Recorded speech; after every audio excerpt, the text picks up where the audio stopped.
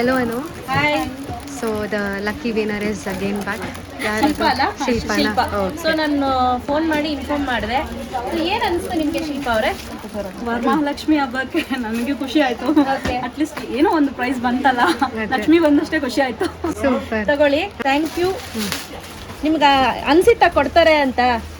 ನನಗೆ ಯೂಶಲಿ ಯಾವುದು ಬಂದಿಲ್ಲ, ಇದೇ ಫಸ್ಟ್ ಬಂದಿರೋದು. ಅನ್ಸಿರ್ಲಿಲ್ಲ ಕೊಡ್ತಾರೆ ಅಂತ, ಸುಮ್ಮನೆ ಫೇಕ್ ಮಾಡ್ತಿದ್ದಾರೆ ಅಂತ ಅನ್ಕೊಂಡಿದ್ದೆ. ಇಲ್ಲ ಬೇರೆದೆಲ್ಲ ಓಕೆ, ಬಟ್ ಎಷ್ಟ್ ಗ್ರಾಮ್? ನಾವು ನೋಡ್ತಾ ಇದ್ವಿ ಕ್ವಾಲಿಟಿ ಆಫ್ ದ ಪ್ರಾಡಕ್ಟ್ಸ್ ಚೆನ್ನಾಗಿತ್ತು ಅಂತಾನೆ ನಾವು ಅವತ್ತು ಆಕ್ಚುಲಿ 11,000ವರೆಗೂ ತಗೊಂಡೋಗಿದ್ವಿ. ಬರೀ Okay.